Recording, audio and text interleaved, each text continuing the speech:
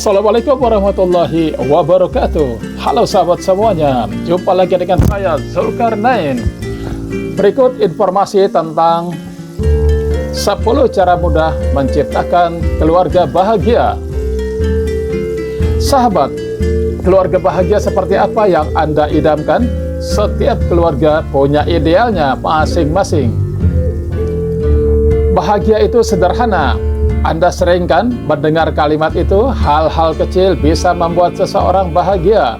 Berikut ini cara mudah untuk bahagiakan keluarga Anda. Yang satu, nikmati kehadiran setiap anggota keluarga. Inti dari keluarga bahagia adalah setiap anggota keluarga saling melayani. Ada kegembiraan yang menandai interaksi mereka. Anak-anak sangat senang ketika orang tua pulang dari bekerja karena mereka akan segera mendengar cerita tentang hari itu dari orang tuanya. Sahabat, yang kedua adalah bertukar cerita.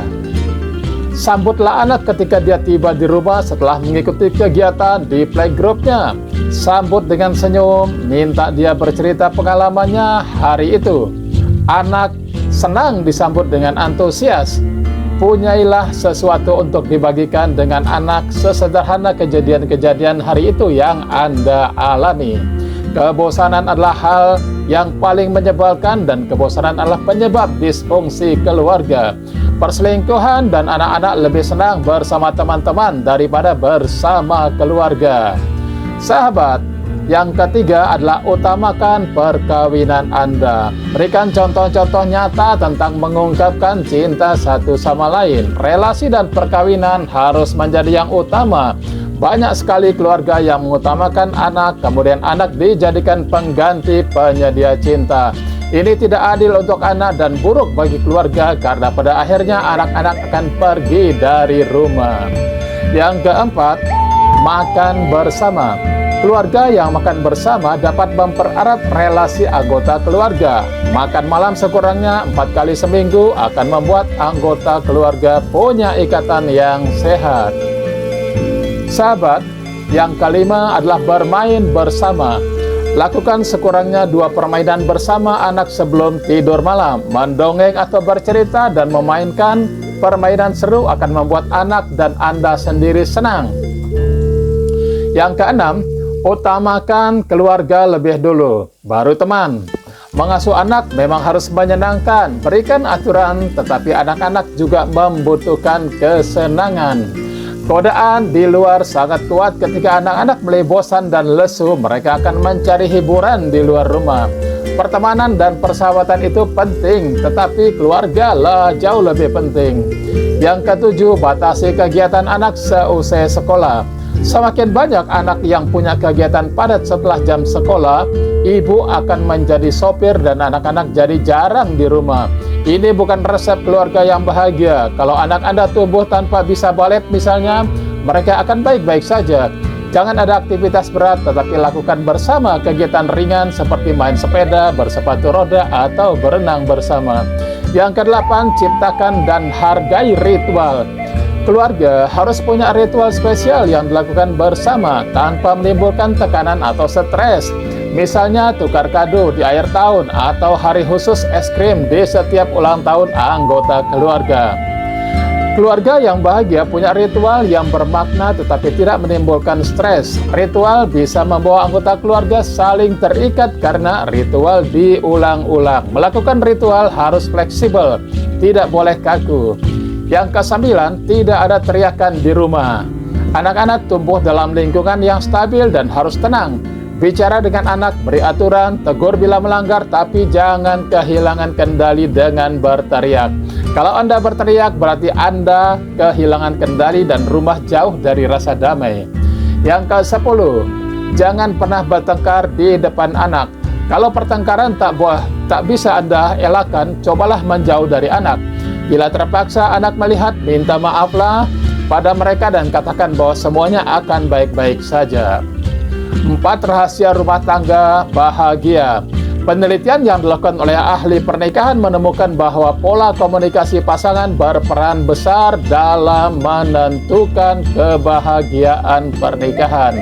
Ada bentuk komunikasi yang membuat pasangan bahagia dan ada juga yang membuat pasangan tak bahagia. Berikut adalah 4 pola komunikasi yang dapat menentukan masa depan rumah tangga Anda. Yang pertama adalah timbal balik komunikasi. Sahabat, pada pasangan yang bahagia, ketika satu orang mengatakan hal-hal yang baik, misalnya, aku mendapat kenaikan gaji, contohnya, maka pasangannya langsung merespon dengan kalimat yang positif. Seperti, wow, luar biasa. Sementara itu, jika kalimat yang sama diucapkan oleh pasangan yang tidak bahagia, perhatikan ya sahabat ya, pasangannya mungkin diam saja atau menganggapnya sebagai hal yang biasa saja. Di sisi lain, dalam pernikahan yang bahagia, ketika pasangannya mengatakan hal-hal negatif, misalnya, mobil ini menyebalkan sekali, sedikit-sedikit ada masalah. Nah, itu contohnya ya. Maka pasangannya tidak langsung memberikan respon atau hanya memberikan respon yang netral. Misalnya, iya ya, ada masalah terus dengan mobil ini. Jika kalimat yang sama diucapkan oleh mereka yang tidak bahagia, pasangannya justru langsung merespon dengan kalimat yang lebih negatif. Misalnya, kamu sih gak pernah mau ngurusin mobilnya, jadi mogok terus. Nah, seperti itu ya sahabat ya. Yang kedua, interpretasi pesan. Beberapa kalimat bisa interpretasikan sekaligus sebagai pesan untuk memperbaiki hubungan atau untuk menunjukkan kemarahan. Contohnya, ketika seseorang mengatakan, jangan ganggu aku. Pasangan yang tidak bahagia mudah sekali melihat pesan itu menunjukkan kemarahan, sehingga merespon dengan kemarahan pula.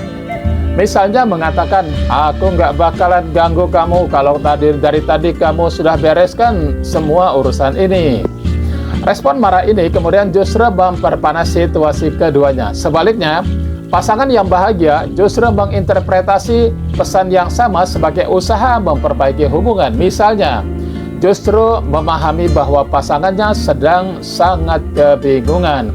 Oleh karena itu, responnya menjadi lebih damai. Misalnya, oh, maaf, aku tak bermaksud mengganggumu, atau mengatakan dengan tenang saja ya, oke, aku menunggu saja sampai aku bisa bertanya kepadamu. Yang ketiga, interpretasi perilaku. Para ahli memperhatikan bahwa para pasangan bahagia menginterpretasikan perilaku pasangannya secara berbeda-beda dibandingkan dengan pasangan yang tak bahagia. Sahabat, yang keempat adalah pola menuntut versus menarik diri.